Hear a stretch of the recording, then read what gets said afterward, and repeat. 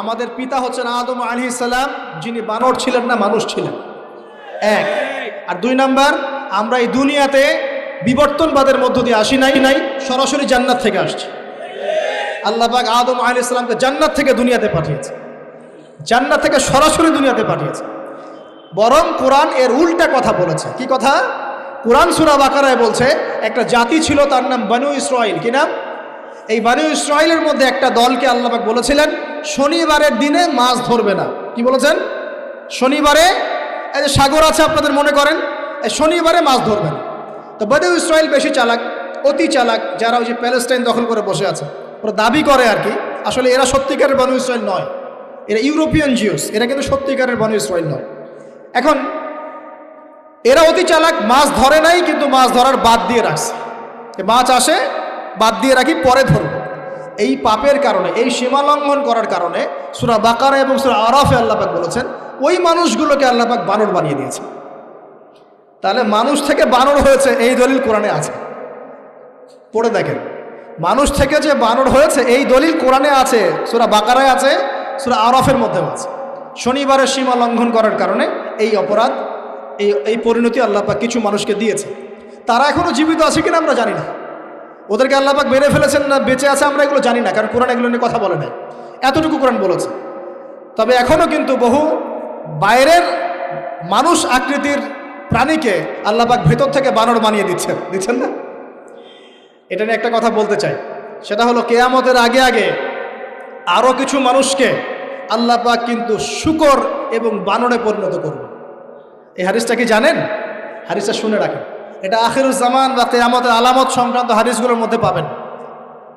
আল্লাহর রাসূল সাল্লাল্লাহু আলাইহি ওয়াসাল্লাম বলেছেন কিয়ামতের আগে আগে আমার উম্মতের মধ্যে, ভালো করে শোনেন, কিয়ামতের আগে আগে আমার উম্মতের মধ্যে একদল মানুষ বের হবে যারা মদ পানকে হালাল মনে করবে। কাকে?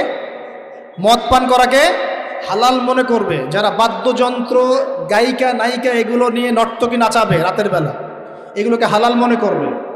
যারা অশ্লীলতা, বেহায়াপনাকে জায়েজ করে নিবে। ঠিক আছে, এরকম কয়েকটা পাপের কথা বলে নবীজি বলছেন একদিন সকালবেলা আল্লাহ পাক তাদেরকে ঘৃণিত বানরে পরিণত করবে। এটা হবে সামনে, কখন কিভাবে হবে আল্লাহ ভালো জানে। এবার আমি কনসেপ্টে চলে আসি। এই যে পৃথিবীতে নেমে আসলাম, তাহলে আমরা কোত্থেকে আসছি ভাই? আমরা কি পৃথিবীর অধিবাসী ছিলাম? আমরা জান্নাতে ছিলাম, ওখান থেকে আল্লাহ পাক পাঠিয়েছে।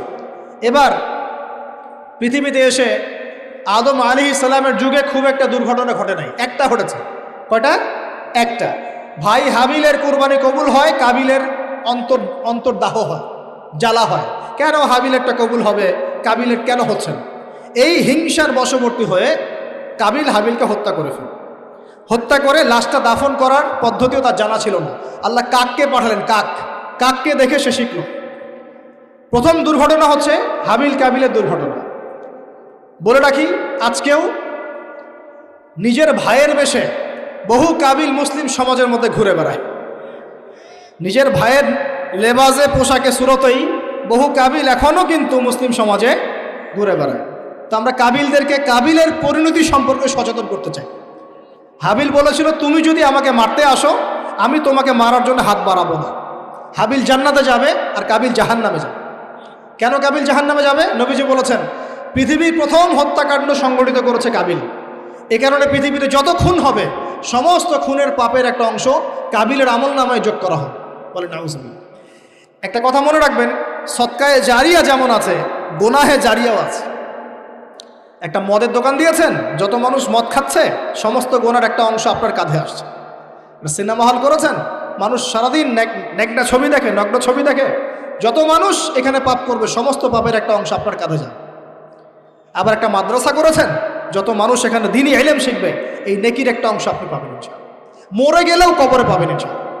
আল্লাহ পাক আমাদের সবাইকে সদকায়ে জারিয়া করার তৌফিক দেন, গুনাহে জারিয়া থেকে বাঁচিয়ে রাখুন। খুব খেয়াল রাখবেন, আল্লাহ পাক আমাদের হেফাজত করুন বলি আমি। এবার ওই যুগ শেষ, নূহ আলাইহিস সালামের যুগ। এই যুগে আল্লাহর একই সুন্নত। নূহ আলাইহিস সালাম 950 বছর দাওয়াত দিলেন, 40টা বা 80টা পরিবার ইসলাম কবুল করেছে, বাকিরা করেন। যারা করে নাই আল্লাহ পাক তাদেরকে ডুবিয়ে মারলেন, যারা করেছে আল্লাহ পাক উদ্ধার করলেন। সোজা কথা, আজকে সারা পৃথিবীতে যত মানুষ আমরা বেঁচে আছি না, আমরা কোনো না কোনোভাবে ওই 80 পরিবারের সদস্য। আমরা ভাই ভাই, আপনার ওই ফ্যামিলি 80 ফ্যামিলির অন্তর্ভুক্ত। কীরকম করে? নূহ আলাইহিস সালামের 4 সন্তান ছিল। কয় সন্তান? এক সন্তানের নাম হচ্ছে হাম। কি নাম? হাম। হাম ছিল একটু কালো বর্ণের। হামকে দিয়ে আফ্রিকার কন্টিনেন্টে যত মানুষ দেখছেন ব্ল্যাক স্কিনের, কালো স্কিন, এরা সবাই হামের বংশধর। মজা না বিষয়টা? মানুষের অস্তিত্ব পৃথিবীতে, ইতিহাস, এগুলো খুব ইন্টারেস্টিং টপিক। ইতিহাস পড়তে থাকলে আপনি ডুবে যাবেন। কত কি যে বিশ্বে হয়েছে আর কত কিছু হবে সামনে, সুবহানাল্লাহ। তখন আপনার অস্তিত্ব জানান দিবে যে আমি কত ক্ষুদ্র, মহাবিশ্ব কত বড়, আল্লাহ কত বড়, কত সময় চলে গেছে আর আমি এই সময় কি করছি। এক ভাইয়ের নাম শাম। এই শামকে কেন্দ্র করে এই আরবের যে মানুষগুলো আছে, আরব, অ্যারাবিয়ান, এরা শামের বংশধর। আরেক ভাইয়ের নাম ইয়াফাস। কি নাম? ইয়াফাস। ইয়াফাসের বংশধর হচ্ছে পশ্চিমারা, মানে রোমক যারা, তারা। আরেক ভাইয়ের নাম ছিল কেনান। কি নাম? কেনান। এ ইমান নিয়ে আসে নাই, ওই যে প্লাবনে ডুবে মরে গেছে। মরে যাওয়ার পরে আদম আলাইহিস সালাম বলেছিল, আল্লাহ আমার পরিবারের অন্তর্ভুক্তকে মাফ করে দাও। আল্লাহ বলেছেন, লাইসা মিন আহলিক, সে তোমার পরিবারের কেউ না। নবীর সন্তান হয়েও, নবীর সন্তান হওয়ার পরেও ইমান না আনার কারণে সে জাহান্নামে গেছে। আর আমরা আর কি এমন মানুষ, অমুক আলেমের সন্তান, অমুক বক্তার সন্তান, হ্যাঁ, অমুক পীরের নওয়াবজাদা, অমুক তমুক, এইসব বড়াই করে লাভ নেই। আমল, আকীদা, ইমান যদি ঠিক না থাকে, আমাদের বংশ পরিচয় আমাদেরকে বাঁচাতে পারবে, আমাদের দেশ, জাতীয়তাবাদ, বর্ণ বাঁচাতে পারবে। যার যার কবরে তাকে তাকে যেতে হবে। নিজের আমল নিয়ে ফিকির করেন, নিজের কবর নিয়ে ফিকির করেন, অন্যের দিকে চোখ দেওয়া বন্ধ করেন, আগে নিজের কবর ফিকির করেন। আল্লাহ পাক সবাইকে তৌফিক এনায়েত করুন। বলি, যারা বুদ্ধিমান তারা নিজেকে নিয়ে ব্যস্ত থাকে, যারা যারা অহংকারী, উদ্ধত, এরা মানুষের পিছনে পড়ে থাকে। আল্লাহ পাক আমরা সবাইকে নিজের চেহারা আয়নায় দেখার তৌফিক দান করুন। হ্যাঁ প্রিয় ভাইরা, নূহ আলাইহিস সালামের যুগ চলে গেল। 950 বছর দাওয়াত দেওয়ার পরে এই পরিণতি হয়েছে। এরপরে আসছে ইব্রাহিম আলাইহিস সালামের সময়। আল্লাহ পাক তাকে উদ্ধার করেছেন, অগ্নি পরীক্ষা থেকে বাঁচিয়েছেন, নমরুদকে আল্লাহ পাক ধ্বংস করেছেন। আল্লাহ পাক এরপরে এনেছেন আদ জাতি। আদ জাতির হুদ আলাইহিস সালাম এবং তার অনুসারীদেরকে আল্লাহ পাক বাঁচিয়েছেন, বাকিদেরকে ধ্বংস করে দিয়েছেন ঝড় দিয়ে, বায়ু প্রবাহ দিয়ে। সামুদ জাতি এসেছে, সামুদ জাতিকে আল্লাহ পাক ধ্বংস করেছেন বজ্রপাত দিয়ে, বিদ্যুৎ দিয়ে। আর সালেহ আলাইহিস সালাম এবং তার অনুসারীদেরকে বাঁচিয়ে দিয়েছে। ফেরাউনের যুগ এসেছে, আল্লাহ পাক মূসা আলাইহিস সালাম এবং বনু ইসরাইলকে বাঁচিয়েছেন, ফেরাউনকে ডুবিয়ে মেরেছেন লোহিত সাগর। ঈসা আলাইহিস সালামের যুগ আসছে, একই সুন্নাত। ঈসা আলাইহিস সালামকে আল্লাহ পাক শুধু রক্ষাই করেন নাই, নিজের কাছে উঠিয়ে নিয়েছেন। সুবহানাল্লাহ। তিনি আবারও আসবেন পৃথিবীতে ইনশাআল্লাহ। যতদিন না তিনি আসছেন এবং এই পৃথিবীতে 40 বছর রাজত্ব না করছেন, কিয়ামত হবে না ইনশাআল্লাহ। যতদিন পর্যন্ত ঈসা আলাইহিস সালাম আবার ব্যাক না করছেন এবং এই জেরুজালেম থেকে সারা বিশ্বে খিলাফা কায়েম না করছেন, 40 বছর শাসন না চালাচ্ছেন, কিয়ামতও হবে না ইনশাআল্লাহ। এটা সামনে অপেক্ষা করছে। এবং নবী সাল্লাল্লাহু আলাইহি ওয়াসাল্লামের যুগে আবু জাহেল, আবু লাহাব বা সাহেবাদেরকে আল্লাহ পাক ধ্বংস করেছেন, আল্লাহর নবী এবং সাহাবীদেরকে আল্লাহ পাক সম্মানিত করেছেন। আপনি কি পুরো হিস্ট্রির মধ্যে একটা সুন্নত দেখতে পাচ্ছেন, কমন সুন্নত? কি সুন্নত?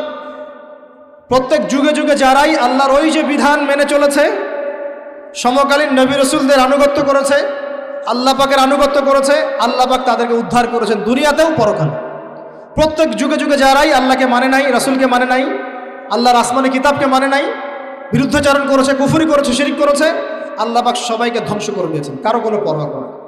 এই সিলসিলা আজও অব্যাহত আছে, আগামীতেও থাকবে ইনশাআল্লাহ। এখন আমরা যারা এখন বেঁচে আছি, আমরা নবী সাল্লাল্লাহু আলাইহি ওয়াসাল্লামের ইন্তেকালের প্রায় 1450 বছর পরের মানুষ। আল্লাহর নবী এসেছেন এমন সমাজে, যে সমাজে শিরকের পাপ চলছে, সুদের পাপ চলছে, দুর্নীতি চলছে, আপনার কন্যা সন্তানকে জীবিত হত্যা করা হচ্ছে, আপনার মাদকদ্রব্যের সয়লাভ চলছে, মেয়েদের অধিকার দেওয়া হচ্ছে না, হ্যাঁ, গোত্রীয় হানাহানি চলছে। ওই সমাজটাকে তিনি 23 বছরের মধ্যে পাল্টে ফেললেন। কত বছর? 23 বছর। কিভাবে পাল্টালেন? উত্তর, তিনি প্রথমে জ্ঞানের চর্চা করেছেন। কিসের চর্চা? জ্ঞানের। আল্লাহ পাক প্রথম ওহী নাযিল করেছেন, ইকরা বিসমি রাব্বিকাল্লাযী খালাক, পড়ুন আপনার রবের নামে যিনি আপনাকে সৃষ্টি করেছেন। নবী সাল্লাল্লাহু আলাইহি ওয়াসাল্লাম, সাহাবীগণ কোরআনের 6টা হক আদায় করেছেন। কয়টা হক? 6টা। তারা কোরআন পড়া শিখেছেন। আমরা সবাই কোরআন পড়া শিখবো তো ইনশাআল্লাহ? তারা কোরআনের অর্থ শিখেছেন। আমরা কোরআনের অর্থ শিখবো তো ইনশাআল্লাহ? তারা কোরআনের আদেশগুলো মেনেছেন। আমরা কোরআনের সব আদেশ মানবো তো ইনশাআল্লাহ? তারা কোরআনের সমস্ত নিষেধগুলো বর্জন করেছেন। আমরা নিষেধ বর্জন করবো তো ইনশাআল্লাহ? তারা কোরআনের দাওয়াত মানুষের কাছে পৌঁছে দিয়েছেন। আমরা কোরআনের দাওয়াত দিব তো ইনশাআল্লাহ। এবং 6 নাম্বার, তারা কোরআনের বিধানগুলোকে বাস্তবায়ন করেছেন। আমরাও বাস্তবায়নের চেষ্টা করব তো ইনশাআল্লাহ। এই 6টা হক আদায়ের ফলে 23 বছরের ব্যবধানে জাহেলি মক্কা একদম সোনালী মক্কায় পরিণত হয়েছে। 23 বছর পরের মক্কায় আপনি কোনো সুদ পাবেন, কোনো শিরক পাবেন, কোনো মূর্তি পূজা পাবেন, কোনো মেয়ের অবমাননা পাবেন, কোনো জেনা, কোনো ব্যভিচার, কোনো ধর্ষণ, কিচ্ছু পাবেন? 23 বছর পরের মক্কায় কোনো পাপ পাবেন না। কিভাবে সমাজ পরিবর্তন হলো? এই কোরআনের হক আদায়ের মধ্য দিয়ে হয়েছে, নবীর সুন্নাত প্রতিষ্ঠার মধ্য দিয়ে হয়েছে। এরপর কি থেমে গিয়েছিল? উত্তর না। এরপর আবু বকর সিদ্দিকের যুগ এসেছে, প্রায় 2 থেকে 2.5 বছর তিনি শাসন কার্য চালিয়েছেন। ওই যুগে কি মানুষ আবার খারাপ হয়ে গিয়েছিল? উত্তর না, বরং ইসলাম আরও বেগবান হয়েছে আলহামদুলিল্লাহ। এরপর এসেছে ওমর রাদিয়াল্লাহু আনহুর যুগ। কত বছর? প্রায় 10 বছর। কত বছর? 10 বছর। এই 10 বছরে কি মুসলিমরা আবার খারাপ হয়ে গিয়েছিল? ওমর রাদিয়াল্লাহু আনহুর কোর্টের মধ্যে কি প্রতিদিন কেস আসতো? সারা বছরে একটা কেসও আসতো না। মানুষ এত ভালো ছিল, সারা বছরে একটা কেসও আসতো না। বরং যারা রাষ্ট্রীয় পর্যায়ে দায়িত্বশীল ছিল তারা এসে বলতো যে আমাদের ভাতাগুলো বন্ধ করে দেন, বসে বসে বেতন নিব কেন, কোনো তো কেসই আসে না, বসে থাকবো কেন। এরকম সমাজ ছিল। একজন ব্যক্তি খুঁজে পাওয়া যেত না যে নামাজ পড়ে না, একজন মুসলিম পাওয়া যেত না যে জাকাত দেয় না সামর্থ্য থাকলে, এমন মুসলিম খুঁজে পাওয়া যেত না যে কোরআন পড়তে জানে না, হাদিসের চর্চা করে না, যে দাওয়াতি কাজ করে না, যে আল্লাহর পথে দাওয়াত এবং জিহাদে আত্মনিয়োগ করে না, এমন মুসলিমই খুঁজে পাওয়া যেত। এরপরে আসলো উসমান রাদিয়াল্লাহু আনহুর যুগ। ওই যুগে ফিতনা শেষের দিকে সৃষ্টি হওয়া শুরু হল। কোন বিষয়কে কেন্দ্র করে? কোরআন সংকলনকে কেন্দ্র করে ফিতনা সৃষ্টি হল। আতাতায়ীদের, বিদ্রোহীদের হাতে উসমান রাদিয়াল্লাহু আনহুকে নির্মমভাবে শাহাদাত বরণ করতে হয়েছে। তিনি প্রায় 12 বছর শাসন কার্য চালিয়েছেন। ইসলাম আরও এগিয়ে গেছে। এরপর এসেছে আলী রাদিয়াল্লাহু আনহুর যুগ। আলী রাদিয়াল্লাহু আনহুর খেলাফতে ওই উসমান রাদিয়াল্লাহু আনহুর ঘটনাকে কেন্দ্র করে, হত্যাকাণ্ডকে কেন্দ্র করে মুয়াবিয়া রাদিয়াল্লাহু আনহু এবং আলী রাদিয়াল্লাহু আনহুর মাঝখানে একটা ব্যাটল, একটা যুদ্ধ হয়ে গেছে। এর নাম হলো সিফফিনের যুদ্ধ। কিসের যুদ্ধ? সিফফিন। যাই হোক, এক পর্যায়ে আলী রাদিয়াল্লাহু আনহুকে এরকম বিদ্রোহীদের হাতে, খারেজিদের হাতে শহীদ হতে হয়। বলেন ইন্না লিল্লাহি ওয়া ইন্না ইলাইহি রাজিউন। তারপরে হাসান রাদিয়াল্লাহু আনহু অল্প কয়েকদিন শাসন কার্য চালান। তারপর উম্মার ঐক্যের খাতিরে তিনি তার শাসন কার্যের ভারটাকে মুয়াবিয়া রাদিয়াল্লাহু আনহুর হাতে সোপর্দ করে দেন, যা ছেড়ে দিলেন। মুয়াবিয়া রাদিয়াল্লাহু আনহুর সময় থেকে উমাইয়াদের শাসন শুরু হয়। উমাইয়ারা শাসন করেছে প্রায় 132 হিজরি পর্যন্ত। কত হিজরি? 132 হিজরি পর্যন্ত, প্রায় 92 ইয়ার্স, 90-92 বছর তারা শাসন করেছে। এ সময় ইসলাম আরও এগিয়ে গেছে, পিছিয়ে যায় নাই। ফিতনা এসেছে, দমন করা হয়েছে। মুসলিমরা বীর দর্পে বিশ্বের বুকে শাসন কার্য চালিয়েছে। এরপর এসেছে আব্বাসীয়দের খেলাফত। জাব নদীর যুদ্ধে উমাইয়াদের পরাজয়ের পরে আব্বাসীয়রা ক্ষমতায় আসে। তারাও ইসলামকে এগিয়ে নেওয়ার চেষ্টা করছিল, ইসলাম এগিয়ে যাচ্ছিল, জ্ঞান বিজ্ঞানের প্রসার হচ্ছিল। আলহামদুলিল্লাহ, ইসলাম পিছিয়ে যায় নাই, মুসলিমরা পিছিয়ে যায় নাই। সারা বিশ্বে দাপটের সাথে আমরা চলেছি। তারপর আস্তে আস্তে ওই আব্বাসীয়দের পতন শুরু হলো। কাদের হাতে? এই তাতারিদের হাতে, মঙ্গোলিয়ানদের হাতে। মাত্র 40 দিনের ব্যবধানে পুরো বাগদাদের মধ্যে প্রায় 20 থেকে 25 লক্ষ মানুষকে হত্যা করা হয়েছে। বাইতুল হিকমা ধ্বংস করে দেওয়া হয়েছে, লাইব্রেরি ধ্বংস করে দেওয়া হয়েছে, বইপত্রকে নদীতে ফেলে দেওয়া হয়েছে। তারা ছিল উগ্র জাতি। মঙ্গোলিয়ানদের নাম শোনে নাই? হালাকু খান নাম শুনেছেন? চেঙ্গিস খান, হালাকু খান নাম শোনে নাই? ওদের হাতে মুসলিমদের ব্যাপক দমন পীড়ন সহ্য করতে হচ্ছে। এভাবে যুগে যুগে তারপর ক্রুসেডাররা আসছে। ক্রুসেড 1টা 2টা 3টা ক্রুসেড হচ্ছে। আস্তে আস্তে উসমানীয়দের রাইজিং হয়েছে, ফাতেমি খেলাফত এসেছে, মামলুকদের শাসন এসেছে, এদিকে মোগলরা শাসন করেছে, কর্ডোভার দিকে আব্দুর রহমান তারা শাসন করেছে। মানে এক কথায় সারা বিশ্বে মুসলিম শাসন ছিল। অটোমান এম্পায়ার 1923 এই সময়ের দিকে, 1914 থেকে 1923 এই সময় পর্যন্ত অটোমান এম্পায়াররাই বিশ্বে ছিল।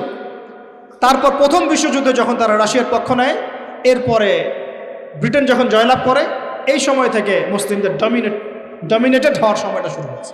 তারপরে মুসলিমরা আস্তে আস্তে রাষ্ট্র ভাগ করে ফেলেছে। প্রত্যেক রাষ্ট্র টুকরা টুকরা হয়ে গেছে, ইউনিটি নষ্ট হয়ে গেছে, রাষ্ট্রের ভিতরে বিভিন্ন ফাসাদ তৈরি করে দেওয়া হয়েছে, মুসলিমদের ঐক্য ভেঙে গেছে, ইকোনমি দুর্বল হচ্ছে। সব মিলিয়ে আজকে মুসলিমদের আজকে এই অবস্থা হচ্ছে। আমাদের এখন যুবকরা চিনে না আল্লাহকে, নামাজ পড়তে মানুষ খুঁজে পাওয়া যাচ্ছে না, জাকাত দেওয়ার মানুষ পাওয়া যায় না। রমজান মাসে পার্ট টাইম রোজা রাখে, পার্ট টাইম তারাবি পড়ে, পার্ট টাইম জুমায় আসে, পার্ট টাইম ঈদে নামাজ পড়ে। প্রজন্ম আস্তে আস্তে এই জায়গায় চলে আসছে। আল্লাহকে চিনে না, রাসূলকে চিনে না, ইসলামের হিস্ট্রি জানে না, আমাদের শেকড় জানে না। এমনি এমনি হয়নি, লাস্ট 100 বছরে এই জায়গায় আমরা আসছি। লাস্ট 100 বছর হিস্ট্রি ভালো করে পড়ে দেখবেন, বলার সময় নাই এখানে। লাস্ট 100 বছর হিস্ট্রি পড়ে দেখবেন যে জায়গায় আমরা ছিলাম সেখান থেকে একদম তলানিতে নেমে চলে আসছি। এখন প্রশ্ন হচ্ছে, এই অবস্থায় কি চিরস্থায়ী থাকবো, নাকি এখান থেকে আমরা সামনে যাব?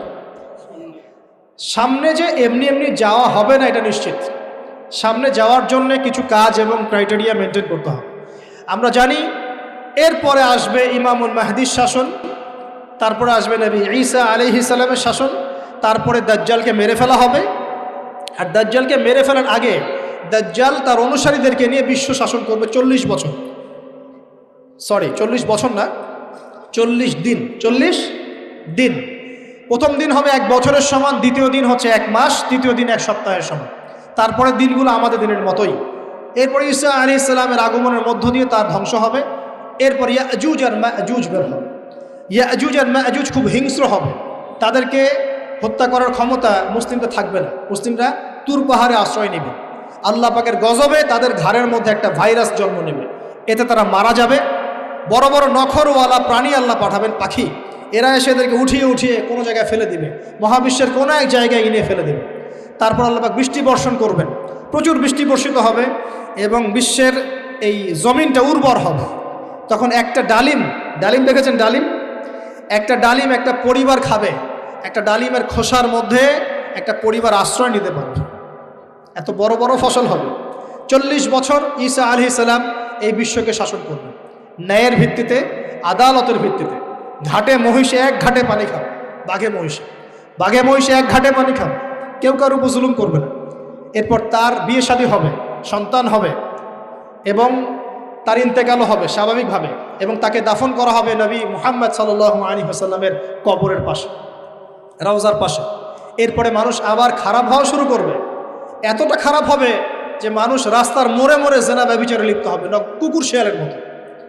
এই অবস্থায় পশ্চিম দিক থেকে সূর্য উঠবে এবং ব্যবসায়ী ব্যবসা করতে বসেছে, কাপড় খুলেছে, এই কাপড় গুটিয়ে নেওয়ার আগে কিয়ামত হয়ে যাবে। একজন ব্যক্তি পানির বোতল খুলেছে, পানি মুখে দেওয়ার আগেই কিয়ামত হয়ে যাবে। একজন ব্যক্তি বাসা থেকে বের হয়েছে, বাসায় ফেরত যাওয়ার আগে কিয়ামত হয়ে যাবে। উটকে পানি পান করানোর আগে কিয়ামত হয়ে যাবে।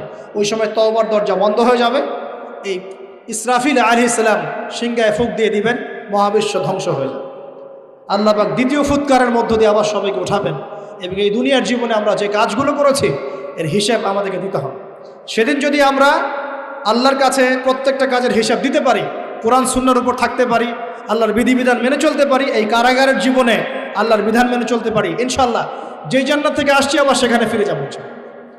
আর যদি ওই দিন আমরা হিসাব দিতে ব্যর্থ হই, আল্লাহ না করুক, তাহলে ওই ইবলিসের সাথে, তার অনুসারীদের সাথে আমাদের সবাইকে জাহান্নামে থাকতে হবে বলে নাউজুবিল্লাহ। এভাবে হিস্ট্রি শুরু হয়েছে, হিস্ট্রি শেষ হবে।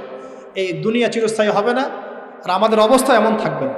এখন শেষ কথা হচ্ছে, এই অবস্থা থেকে উত্তরণের জন্য আমাদের কি করণীয় হচ্ছে? উত্তর, আমাদের প্রথম দরকার জ্ঞান চর্চা। কি দরকার ভাই? জ্ঞান চর্চা। প্রচুর জ্ঞান চর্চা প্রয়োজন, জ্ঞান নাই কিছুই করতে পারবো না। দ্বিতীয় কাজ হলো আমাদের সবার দরকার জানা অনুযায়ী আমল করা। জানা অনুযায়ী আমল করা, যে যত বেশি জানি আমল করার চেষ্টা করি, আল্লাহ পাক তৌফিক দান করুন। এরপর দরকার আদর্শ পরিবার গড়ে তোলা। পারিবারিক আদর্শ সুন্দর হলে পরে সমাজটা সুন্দর হবে ইনশাআল্লাহ। আল্লাহ পাক আমাদের সবাইকে আদর্শ পরিবার গড়ার তৌফিক দান। দিনদার মেয়েকে বিয়ে করবেন, দিনদার ছেলেকে বিয়ে করবেন, অল্পে তুষ্ট থাকবেন, পরিবারের বিষয়ে সবর করবেন এবং সন্ততিদেরকে মানুষ করে যাওয়ার চেষ্টা করবেন। এরপর দরকার আমাদের হালাল রিজিক। সবাই যদি হালাল রিজিকে সন্তুষ্ট থাকি, সমাজের মধ্য থেকে অন্যায় এমনি অটোমেটিক কমে যাবে ইনশাআল্লাহ। প্রত্যেকটা কাজ করার আগে চিন্তা করব কিভাবে করলে হালাল হবে, কিভাবে করলে হারাম হবে। এরপর দরকার নবী সাল্লাল্লাহু আলাইহি ওয়াসাল্লামের সুন্নাহ মাফিক জীবন গড়া। 24 ঘন্টার দিন রাতে যে কাজগুলো আছে, এই কাজগুলোকে নবীর সুন্নত অনুযায়ী করার চেষ্টা করব, আল্লাহ পাক তৌফিক দান করুন বলি। আরও দরকার আমর বিল মারুফের কাজ করা, মানে সৎ কাজে আদেশ করা। আমাদের সবাইকেই দাওয়াতি কাজ করতে হবে। একজন দুজন করবে, বাকিরা করবে না এমন নয়, সবাইকেই পার্ট টাইম হলেও দাওয়াতি কাজ করতে হবে। নামাজ আপনি পড়ছেন, নামাজের দাওয়াত দেন। আপনি জাকাত দিচ্ছেন, জাকাতের দাওয়াত দেন। আপনি রমজান মাসে রোজা রাখছেন, অন্য ভাইকেও রোজা রাখতে উৎসাহিত করেন। আপনি সুদ খাচ্ছেন না, অন্য ভাইকেও নিষেধ করেন, ভাই আপনিও খায় না। আমি যা করি সেটা আপনি অবশ্যই প্রচার করবেন, আপনি যা করেন সেটা আপনি প্রচার করবেন, যা করেন না সেটা বলতে যাওয়ার দরকার নেই।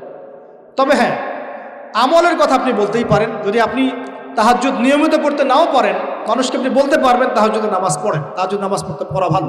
ইনশাআল্লাহ আস্তে আস্তে আপনি নিজেও আমল করার চেষ্টা করবেন, আল্লাহ পাক তৌফিক দান করুন। আমর বিল মারুফ, সৎ কাজে আদেশ করতে হবে। আরেকটা হচ্ছে অসৎ কাজে নিষেধ করতে হবে।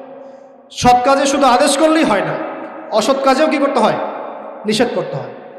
মনে রাখবেন, শুধু সৎ কাজে আদেশ করলেই জীবনেও কোনোদিন আপনার উপর কোনো বালা মুসিবত, বিপদ আপদ, গালি তহমত আসবে না। যখন আপনি সৎ কাজে আদেশের সাথে সাথে অসৎ কাজেও নিষেধ করা শুরু করবেন, তখন চতুর্দিক থেকে আপনার উপরে বাধা আসা শুরু হবে। এটাই সুন্নত। তবে এটা নবীর সুন্নত। আল্লাহ পাক বলছেন, কুনতুম খায়রা উম্মাহ উখরিজাত লিন-নাস তা'মুরুনা বিল মা'রুফ ওয়া তানহাউনা আনিল মুনকার ওয়া তু'মিনুনা বিল্লাহ।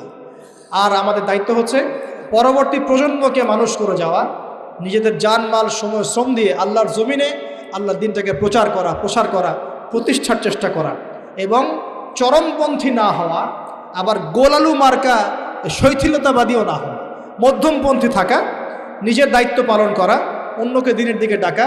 আমাদের ঊর্ধ্বতন কর্তৃপক্ষ যারা থাকবে সবার সামনে ইসলামটাকে যুগোপযোগীভাবে সত্য মিথ্যাকে স্পষ্ট করে দিয়ে উপস্থাপন করা। তারা যদি কবুল করে আলহামদুলিল্লাহ, যদি নাও করে তাদের দায়িত্ব তাদের, আমাদের দায়িত্ব আমাদের। That's all. আল্লাহ রাব্বুল আলামিন আমাদের সবাইকে কুরআন সুন্নাহ মাফিক জীবন গড়ার তৌফিক দান করুন, বলি আমিন। আমাদের সবাইকে আল্লাহ পাক পুরো ওয়ার্ল্ড হিস্ট্রি পড়ার তৌফিক দান করুন, কোরআনের জ্ঞানী হওয়ার তৌফিক দেখ, এর অর্থ বোঝার তৌফিক দান করুন, নবীর সুন্নাহ মাফিক জীবন গড়ার তৌফিক দান করুন, হালাল খাওয়ার তৌফিক দেখ, আদর্শ পরিবার গড়ার তৌফিক দান করুন, এবং দিন ইসলামকে বিজয়ী করার জন্যে আমাদের জানমাল সময় শ্রম ব্যয় করে আল্লাহর পথে কাজ করার তৌফিক এনায়েত করুন। সকলেই বলে আমিন।